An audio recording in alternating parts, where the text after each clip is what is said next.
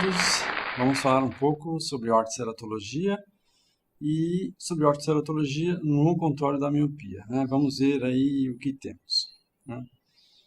Esses meus conflitos de interesse. Então, em 1888, já o oftalmologista francês Eugène Count já fez uma lente escleral, né, de vidro, que tentava empurrar um pouco o cone para baixo. Talvez ele foi o primeiro precursor, né? Mas o precursor que nós conhecemos realmente é o George Jessen, né? E que em 62 chamou de ortofocus, né? Esse fenômeno de a córnea ficar um pouco mais plana, né? Pela pressão da lente de contato, né? Em 1971, então, ela mudou para ortoceratologia, e aí ela foi definida como redução, modificação ou eliminação da anomalia refrativa, né? Por uma aplicação programada de lente de contato, e podemos dizer que essa denominação é válida ainda nos dias de hoje, né? Em 1980, né, o aparecimento da lente de geometria reversa, né, ela trouxe um avanço na técnica, né, tornando ela mais eficiente, né? E isso veio também junto, né, e logo depois a topografia, né, a ceratoscopia computadorizada, novos materiais com DK mais elevado, né, e tornos computadorizados que permitiam desenhos bem detalhados. Então trouxe novos avanços para a área de ortoceratologia, que até então era uma técnica assim, que já se conhecia, mas pouco prática. O mecanismo de ação, resumidamente, é onde a lente está mais próxima, alinhada com a córnea, então temos uma pressão positiva. Onde a lente se afasta da córnea, existe uma pressão negativa. E a diferença de pressão vai produzir, então, o movimento corneano, né? Aqui, então, um trabalho de colaboradores, né? A gente pode ver que aquilo que eu estou explicando, né? Onde a lente pressiona vai ficando mais fino, onde a lente tem uma pressão negativa vai ficando mais largo. E a gente observa aqui também que somente o epitélio que é afetado ou é alterado ou é modificado pela lente de ortoceratologia, né?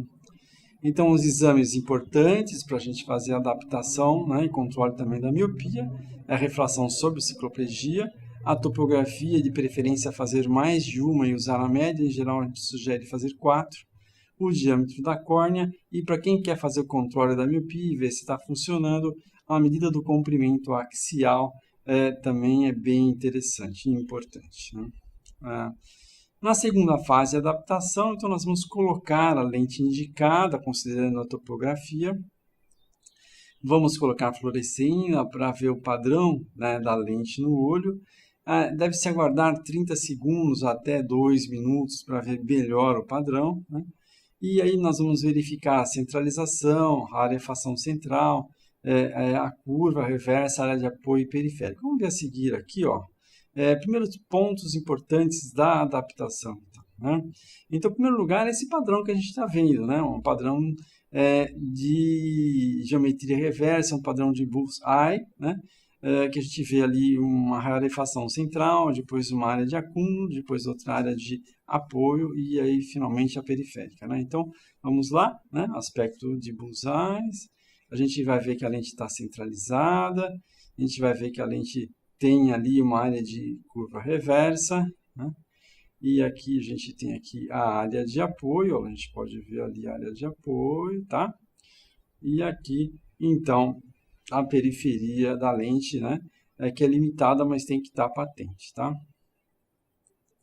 Aqui nós temos, então, outra vez, a gente vai ver um perfil, olha ali, a gente vai pondo um pouquinho de aumento, e aí um pouquinho mais de aumento, e a gente vai ver, então, que, na realidade, a lente não toca. Se a gente olhar aquele aumento grande, vamos ver que tem uma pequena quantidade de fluorescina. Nessa região central, a altura, o vão entre a lente e a córnea é aproximadamente de 10 micra, tá? é realmente uma altura pequena, difícil de a gente conseguir ver a fluoresceína, mas ela tem que estar lá, né? O que pode interferir para o padrão da primeira lente de teste? Lentes asfericidade, quanto mais asférica, ela pode ficar, então, mais apertada, né? E o diâmetro da córnea, a lente deve ser proporcional à córnea. Lentes pequenas, por exemplo, podem estar um pouco frouxas. O astigmatismo, especialmente os limbo a limbo, podem dificultar o selamento da lente com a perda de pressão. E a assimetria tende, então, a descentralizar a lente, tá? Aqui, ó, esse aqui é um aspecto de uma lente frouxa, tá? Então, é uma lente que tem um movimento exagerado, que tem uma troca lacrimal exagerada, né? Sem ali um selamento de 360 graus, tá? Então, aqui, causas da lente frouxa, como eu expliquei, uma lente pode estar um pouco plana demais, o diâmetro ser um pouco pequeno para essa córnea, a córnea ser muito esférica ou muito tórica, né?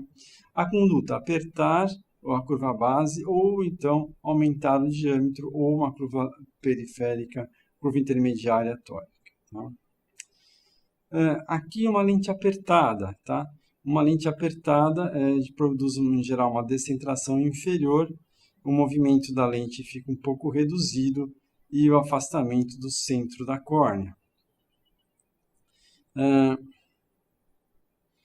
Causas e soluções para a lente apertada. Um diâmetro da lente excessivamente grande para aquela córnea, ou uma córnea excessivamente asférica, né? Provocando, então, esse aperto. A conduta é uma curva base mais plana, ou se não for possível, então, um diâmetro menor.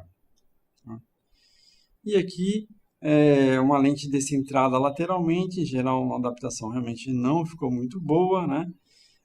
A gente vai ver aí que a lente está um pouco frouxa e o toque do centro não coincide tão bem com a pupila, né? Aqui a gente vai ver aqui quais são as causas, né? Barreiras anatômicas, como um pterígio, por exemplo, uma topografia com uma assimetria que está levando essa lente para outro lugar.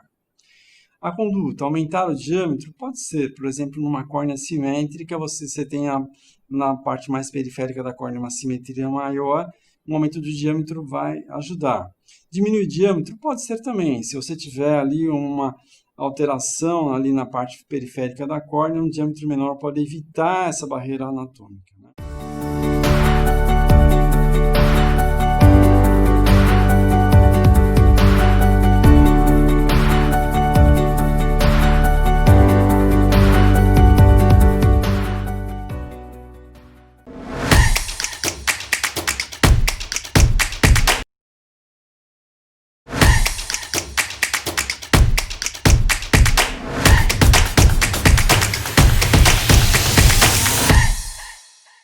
E agora sobre refração, né? Você pode colocar a lente, depois que você escolheu a lente, você já pode fazer sobre refração, né? Para você saber qual vai ser o power change, né? O poder que você vai mudar final, né? Verificar também se existe astigmatismo residual. Eventualmente o astigmatismo está parte dentro do olho, aquele astigmatismo residual vai ficar. Se for um astigmatismo pequeno, 0,25 mil graus, o paciente não vai nem perceber. Mas astigmatismos maiores, você tem que testar, ver qual o significado daquilo para o paciente, tá? Às vezes um olho só também é difícil o paciente realmente se incomodar. Mas às vezes pode ser importante, né? Embora, veja bem, existe a possibilidade também de você prescrever um óculos com aquele astigmatismo para certos momentos do paciente. Isso pode ser útil também, né? Lembrar da necessidade de distância ao vértice, se a sobrarrefração for acima de 4, né? E conferir o cálculo teórico com qualquer outra lente rígida gás permeável, tá? Como avaliar agora o efeito da lente, né? Como a gente não pode ver a lente durante o uso, né? O efeito é mais pela refração e pela topografia diferencial. E a biomicroscopia da córnea para ver se a lente não está apertando, se não está provocando uma irritação. Aqui, ó, por exemplo, isso aqui é uma topografia diferencial depois de 20 minutos do paciente com uma lente de ortoceratologia. E a gente pode já observar no padrão de diagnóstico diferencial que houve um aplanamento central, que houve um encurvamento na meia periferia, que então já está vendo que a lente funciona, tá? Isso é muito importante. Isso pode ser feito também tanto no dia do teste, deixando o paciente 20 minutos com o olho fechado, quanto no dia quando o paciente vier buscar a lente, que ele pode ficar ali com o olho fechado também alguns minutos para ver se a lente vai funcionar, tá?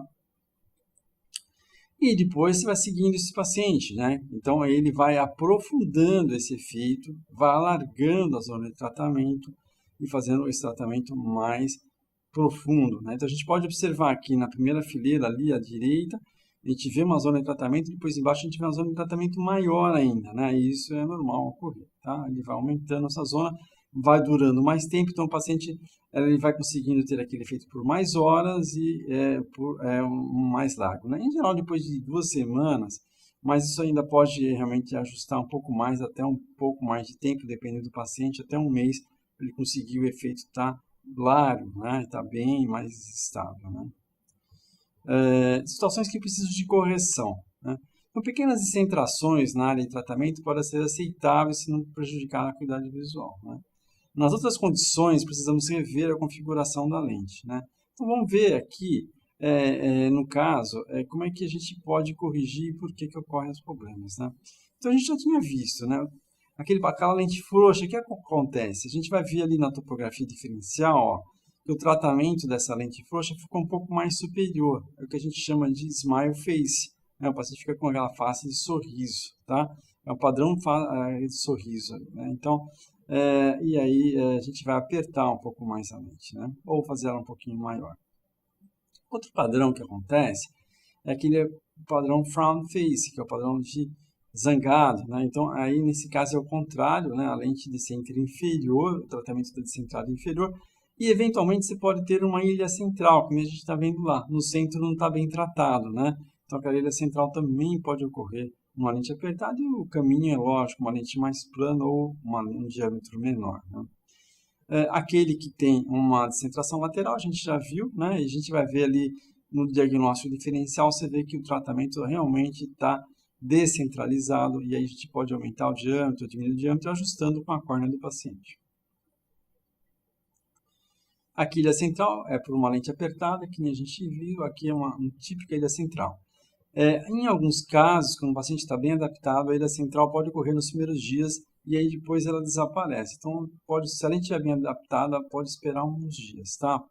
Em geral, como falei, você vai ter uma progressão do efeito, né? Boa parte do efeito ocorre nos primeiros dias, mas esse efeito vai depender do poder da ametropia. Ametropias baixas, em poucos dias o paciente já está com a correção dele inteira, né? Mas assim mesmo ele vai depois progredindo, alargando a zona de tratamento e aumentando o tempo de efeito. Em refrações baixas, o efeito pode durar até 72 horas, né? Então realmente dura mais. Em refrações mais altas, o efeito vai durar menos tempo proporcionalmente, né? Aqui, como corrigir esses erros, né? O primeiro ponto é verificar se a lente está bem adaptada, né? Não adianta você corrigir a refração, sobrou menos 0,75, vamos aumentar a 0, não adianta. Você tem que primeiro ver se a lente está bem adaptada. Se a lente não está bem adaptada, primeiro tem que ajustar essa adaptação. Ela está bem correta a adaptação? Está centralizada, com o apoio correto? A área de apoio está simétrica, toda fechadinha? Tá. Então, aí você pode considerar sobre refração, ok? Correção parcial e limites. Então, o limite teórico depende de cada desenho. Vai ter desenho que vai falar que pode isso, pode aquilo lá, né? E pode não corresponder também à realidade em todos os pacientes. Então, se você pegar um paciente adolescente, por exemplo, vai ter uma resposta muito mais rápida e mais alta do que um paciente já com um pouco mais de idade, né? E a correção parcial também pode ser útil, né? Você imagina aí um paciente com 7 graus, 8 graus, que não conseguiu corrigir tudo, né? 9 graus, 10. Mas se ele ficar com um óculos pequeno, né? Para ele usar só para longe, eventualmente, depende do trabalho dele, ele só usa para longe para dirigir o carro à noite. Então, né? Então, pode ser útil, é questão de conversar com o paciente, né? Se for para considerar a correção, o controle da miopia, também pode ser útil, porque na realidade, a gente vai ver aqui mais para frente nos slides, que o controle da miopia se dá por um aspecto do direcionamento dos raios luminosos, né? E não só pela correção do grau. Então, você pode, de repente, fazer a horta e depois complementar com óculos para corrigir também para o controle da miopia, né? Durante o dia, isso aí pode decrescer, especialmente em pacientes um pouco mais velhos ou graus muito elevados, né? E aí você pode usar um óculos para aquele período que ele realmente decrescer. Você pode tentar aumentar o power da lente para que ela corrija um pouco mais forte, né? E aí vai decrescendo, mas não vai chegar a atrapalhar tanto. E também até recolocar a lente meia hora, por exemplo, após o almoço para reforçar aquele efeito, tá? Enquanto a isso, a gente tem um estudo muito recente, agora publicado, né? Aqui de julho de 2020, portanto, aqui do mês passado, tá? Na revista Eye Contact Lens, né? E aí, no caso aqui Pérez aqui, e colaboradores mostraram que se você usar a lente durante meia hora e após o almoço, você vai ter uma melhor qualidade de visão em ortoceratologia. Então, para quem tira aquele cochilinho, pode ser uma opção legal. Sobre a questão do controle da miopia, nós vamos ver o que existe aí, algumas coisas importantes. Eu peguei também aqui um artigo que vocês vão ver. Eu peguei alguns artigos, mas peguei um principal que foi também publicado recentemente, que fez uma revisão bem interessante, né? De forma geral, vocês vão ver que os artigos concordam com que a ortoceratologia realmente ajuda o controle da miopia, né?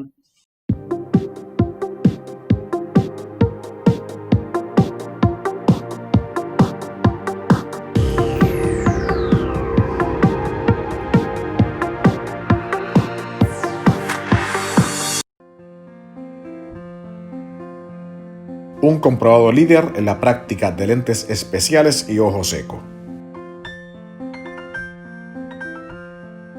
Cuando la precisión importa. Aqui, né? Então, esse artigo aqui, de Mulimori e colaboradores, né? Aqui publicado aqui também agora recentemente, em 2020, né?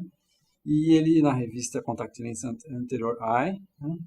Então, ele fez uma revisão. Então, vamos aqui, vamos falar vários slides sobre esse mesmo artigo, tá?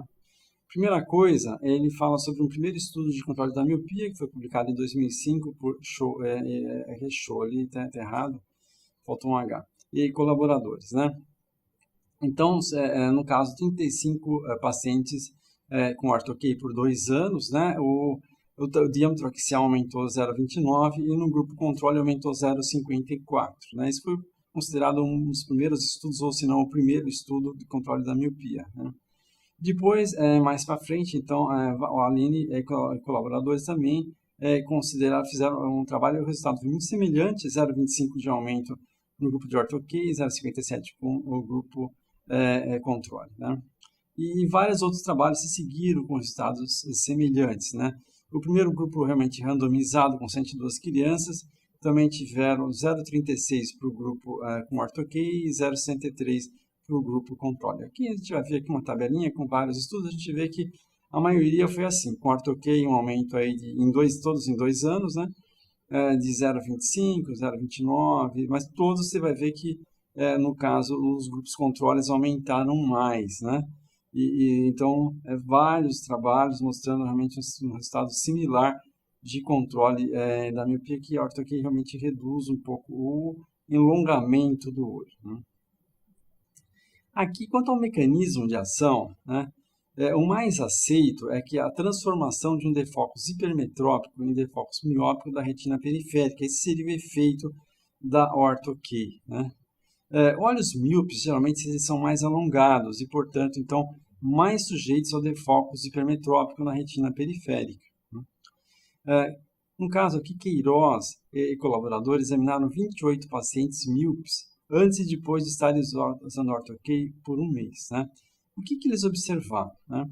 Que houve uma eliminação da miopia nos 20 graus centrais, né? Que não houve nenhuma mudança em torno de 25 graus no centro da retina. E que a mudança do defocus hipermetrópico para miópico a partir dos 25 graus da retina. Então, nos 20 graus centrais, ficou no foco correto, isso um óculos provavelmente conseguiria. O problema foi o foco defocus hipermetrópico que corria na periferia, né? Que então foi mudado pelas lentes de ortoceratologia. Então esse achado foi confirmado por vários autores, né? Então eu fiz aqui uma pequena animação para a gente entender, né? Então aqui, por exemplo, seria um olho, né, com um emétrope. Então, se a gente vê os raios de luz chegando, eles vão até a retina, e tudo em verdinho ali, a gente vê que a retina está toda focadinha direitinho, né? Aí eu vou pegar, vou dar uma esticadinha no olho, ó. O olho deu uma esticadinha. Então, o que acontece?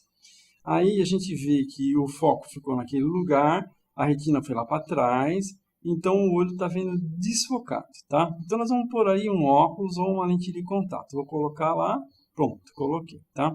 Então a gente observa o que aconteceu agora colocando o óculos, ó. Na periferia, o foco ficou fora da retina, né? Então houve um defocus hipermetrópico, tá? Ele foi para fora, ok? Então, o que eu vou fazer agora? Vou tirar o óculos, vou tirar a lente de contato e vou colocar uma lente de ortoceratologia. E nós vamos ver o que vai acontecer. Olha o que aconteceu, tá vendo? Aí, o foco, então, ficou ali todo na retina. Então, esse seria, teoricamente, o mecanismo, então, descrito, tá? Continuando nos estudos, né, aqui no caso do mesmo artigo que foi publicado recentemente nessa revisão, quanto à zona de tratamento. Né? Diversos estudos com lentes diferentes e zonas ópticas diferentes não mostraram mudança na refração da periferia da retina. Talvez existam outras mudanças não detectadas. Né? Por outro lado, lentes gelatinosas multifocais com um centro para longe também corrigem esse defocus hipermetrópico. E também mostraram efeito em reduzir a velocidade da progressão da miopia, né? Até, de certa forma, mostrando que esse talvez seja realmente um dos aspectos que estimulam realmente o crescimento do olho. Né? Mais uma vez, né? Mais um trabalho. Estudos futuros devem ser realizados para avaliar a eficácia de diferentes zonas de tratamento. Quanto à segurança, né? Nas lentes gelatinosas, 95% dos infiltrados são estéreis. Isso é bem interessante esse aspecto, né? E 5% são infecciosos. Na ortho-K é muito raro haver infiltrado. Se houver, você tem que pensar em infeccioso. Infiltrado estéreo é muito raro, tá? Porque, na realidade, infiltrados são raros porque ela não provoca hipóxia, né? Você fica o dia inteiro sem lente de contato. E você usa uma lente altamente permeável. E os infiltrados das lentes gelatinosas são causados, em geral, por hipóxia. Em uma revisão por Valt em 2000 e colaboradores de 2000 e 2005, eles acharam 50 casos de infecção de ceratites, né, por ortoceratologia. 80% desses casos estavam na Ásia, né? Em Pseudomonas eram 50%, Acanthomeba 30%. E os pacientes tinham de 9 a 15 anos de idade. Em 2008, Van Meter e colaboradores revisaram 3 anos, 2005, 2006 e 2007. Pode ter algum encontro entre os dois estudos. Encontrando descritos 100 casos de ceratites, porém considerou que necessitavam de outros estudos para definir melhor essa incidência. E outros estudos sobre ceratite infecciosa mostraram mais casos de lente gelatinosa do que ortoceratologia. Em relação a ceratites por Acanthomeba, Cope e colaboradores, entre os anos 2005 e 2011, portanto 6 anos de estudos, encontraram na literatura 37 casos. Né? E 8 desses 37 casos usavam lentes rígidas para ortoceratologia. Né? E ele comparou com outros 17 pacientes que usavam RGP para não ortoceratologia. Ele observou os seguintes fatores de risco. Primeiro, usar água de torneira. Tá? Então, o odd rates foi 16 e aí a grau de confiabilidade é 0,001. Não trocar a solução de limpeza, o P foi 0,01 e dormir com a lente 0,04. Então, ele dormir com a lente não foi uma influência muito forte, mas assim, mais na realidade, como foram muito poucos casos, né, e como teve realmente um índice, a gente pode considerar que usar água e não trocar a solução são fatores de risco bem importantes, né? É até difícil você comparar com outros fatores devido ao fator de risco tão elevado que foi usar água de torneira e não trocar a solução. E probabilidade estimada de ceratite em ortho-K, como foi falado por outro autor, é muito difícil, né? Mas um levantamento feito nos Estados Unidos, com muitos especialistas, então eles enviaram uma correspondência para praticamente todos os especialistas que faziam ortoceratologia nos Estados Unidos. E tiveram uma resposta em torno de 150 especialistas responderam. Né? Então, eles observaram que, na média, teve 7,7 ceratites a cada 10 mil pacientes por ano, né? Sendo que em crianças teve 13,9 a cada 10 mil pacientes e não teve nenhum caso relatado em adulto, né? Uma observação que eles fizeram, que as crianças mais novas, que os pais cuidavam, né, da lente, tiveram menos casos de infecção do que aquelas crianças já adolescentes que cuidavam elas mesmas das lentes de contato, mostrando aí que o cuidado da lente parece ser realmente bastante importante.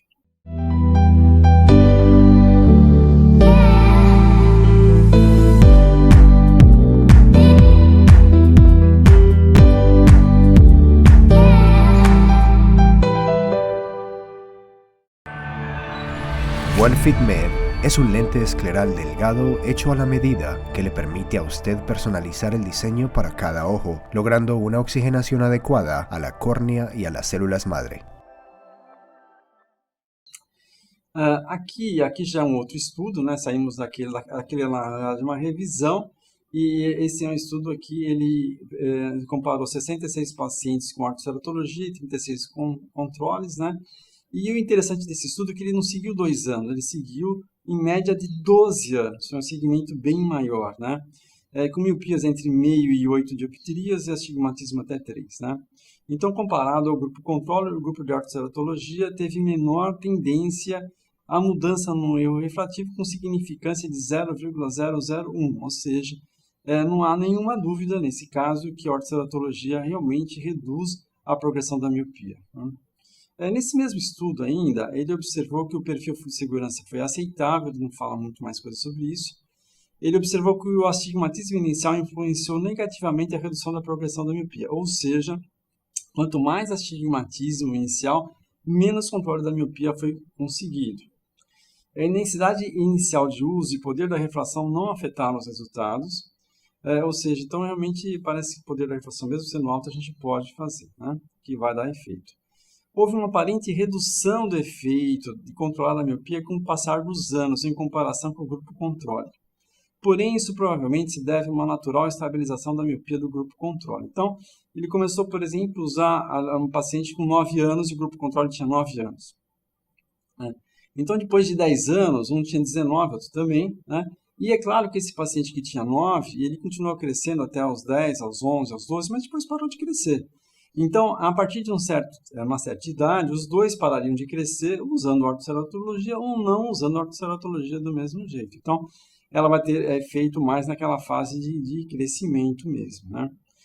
O objetivo foi avaliar, esse aqui é um outro agora, deixa eu só voltando aqui para a gente terminar aqui, né? Então, aqui, ele falou aqui que tomar esse cuidado, veja bem que existe um limite, então, por exemplo, que ainda não se sabe, eu queria só complementar esse aspecto, não se sabe exatamente até quanto que você consegue controlar com ortoceratologia. Se usar muitos anos, vai ter um acréscimo nesse efeito, né? E isso é uma coisa que ainda está um pouco de dúvida, por quê? Porque a maioria dos estudos tem 2 anos só, né? E esse com 12 também tem esse viés, porque você vai comparar com outras pessoas que estão ficando mais velhas e também não estão aumentando a miopia, né? É isso. Aqui, passando então aqui para o próximo, esse aqui, né? Esse outro estudo aqui, tá? Aqui no Contact Lens Eyes, né? O objetivo é avaliar a redução do diâmetro do tratamento afeta a correção. Esse é um outro, né? Nós vimos naquele da revisão. E esse aqui, ele observou o seguinte, ele reduziu o diâmetro tratado de 5,7 para 4,78, né? E isso, ele diz que não afetou nada o erro refrativo, nem central e nem periférico. E aí, realmente, não se sabe se isso tem um efeito ou não sobre o controle da miopia. Aqui no caso, esse aqui, esse estudo também é um estudo relativamente recente, e ele fez o seguinte, ele juntou ortoceratologia com atropina. E o que ele observou, né, aqui todos os estudos, aqui no caso, eles incluíram, né, eles observaram sinergismo em todos os casos. Então, houve um sinergismo do uso da atropina com a ortoceratologia, né? Se você tiver só a ortoceratologia, você tem um efeito. Se você somar a atropina, você vai ter um efeito maior e vice-versa. Aqui, Vou mostrar agora por último, para a gente encerrar, um caso clínico. Eu achei interessante porque é um caso para mim que parecia um pouco desafiador e aí a gente teve um resultado que foi surpreendente, por isso que eu trouxe, porque isso pode servir de exemplo, né? Então, essa paciente, ela é uma paciente que tem essa biomicroscopia normal, tonometria normal. Ela veio aí, ela não tinha uma visão muito boa, a gente pediu campo visual, topografia, porque ela não enxergava muito bem, né? E aí essa paciente, ela tinha o seguinte, a gente tinha, em janeiro de 2017, menos 8 com menos 6 a 0,5, acuidade visual 0,3067. Depois, em março, todas as refrações sobre cicloplegia. Em março de 2018, então, depois de um ano aproximadamente, tinha já crescido um pouco mais, menos 9, menos 7. E a acuidade visual 0,4067. E depois, em setembro de 2018, então apenas 6 meses depois, ela já tinha ganho mais meio grauzinho de miopia, mais um pouquinho de astigmatismo. E a gente estava preocupado com essa progressão. A paciente realmente era uma paciente, inclusive a gente via que era um pouco triste, né? Assim, aquele grau forte progredindo, né? E aí nós propusemos para ela fazer ortoceratologia para tentar reduzir a progressão, né? Quando nós falamos com ela, nós falamos que provavelmente a ortoceratologia não ia corrigir o grau dela inteiro, né? Que ia sobrar algum residual e que esse residual, então, nós corrigiríamos com óculos, mas seria um óculos com um grau menor, mas que o efeito da orto também iria acontecer, né? Aqui, então, aqui é o que eu acabei de dizer, tá? E aqui nós fizemos o teste do olho direito, uma lente de 7.7 de curvatura, menos 3 de power change, aí padrão ficou ok, sobre a refração menos 6. O ideal do power change seria menos 8,5, mas nós tínhamos até 8, pedimos 8 para ela, diâmetro 11. Tá? O olho esquerdo foi um pouco mais complicado da gente testar. No olho esquerdo essa lente ficou um pouco apertada, a lente de 7.6 ficou mais ainda. Aí nós testamos uma outra lente 8.0, aí ficou um pouco instável, né? E aí realmente a melhor aqui ficou com a 7.9 e a sobrelevação menos 4 e nós precisamos de uma lente menos 7. Aqui então, no primeiro dia de lente, é um tratamento, você vê que ela tem uma córnea um pouquinho assimétrica, que deixou a gente um pouquinho em dúvida, mas a gente queria tentar esse caso, porque a gente estava preocupado mesmo. E aí a gente já vê que o tratamento conseguiu ser centralizado, que foi uma grande coisa, né?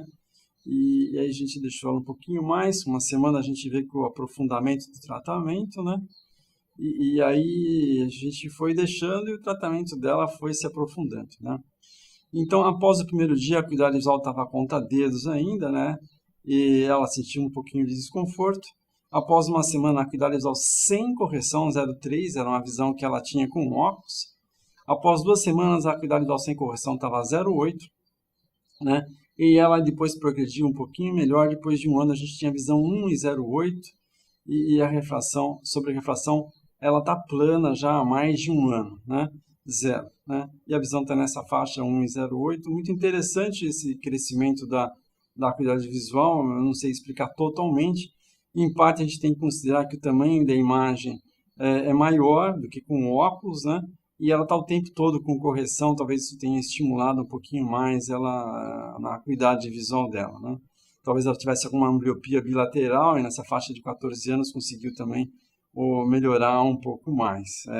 Acreditamos isso, mas é uma coisa impressionante, porque realmente a gente foi muito bem verificado esse caso, e esse foi um resultado eu achei bastante estimulante.